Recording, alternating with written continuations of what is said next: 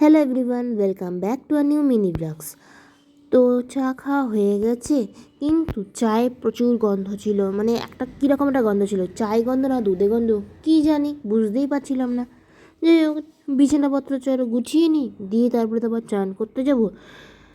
চান করতে মানে শীতকালে চান আমার কেমন একটা লাগে, খুব শীত করে, কিন্তু গরম জলেই চান করি। তো যাই হোক, তো অনেক ঝড় ঝামেলার পরে আমি চান করে চলে এসেছি ডিঙ্কা চিকা। যাই হোক, তো মাথাটা শুকনো করা হয়নি, মুখে ক্রিম ফ্রিম লাগিয়ে নিয়েছি, মুখটা খসখস খসখস করছিল বলে।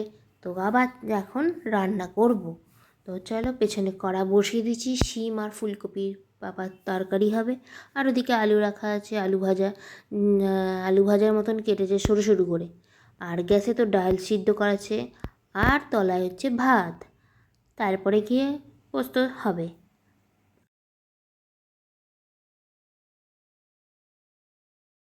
এই যে এখানে যে কি বলছিলাম না, আছে আছে আছে আছে, আমি তো বুঝতেই পারিনি এটা লক করার ডায়েরি। মানে এই যে এইটা এরকম থাকে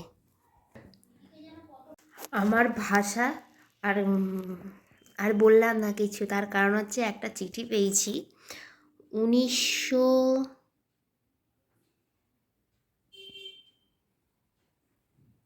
বলতে পারছি না, আমি দেখিয়ে দিচ্ছি।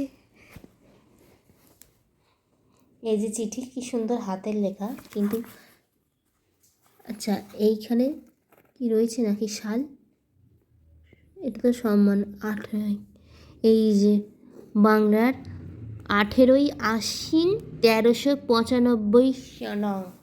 এই যে চিঠি, একটা পোস্ট কার্ড আগেকার দিনের এরকমই যেত, দিত মনে হয়। এই যে তার ঠিকানা, আর এই যে বাদ বাকিটা। তো সন্ধেবেলা তো হয়ে গেছে, শীত বেশি থাকুক কি না থাকুক, বিয়েবাড়ি হোক কি না হোক, মেয়েদের শীত কিন্তু কেউ ধরতে পারবে না। তো একটা হাইনেক গেঞ্জি পরেছি, আর তার উপরে একটা জামা পরেছি। তো শীত আমার কমপ্লিট, শীত আর লাগছে না, চাদর আমি গায়ে দেবো না, এটাই আমি বলছিলাম।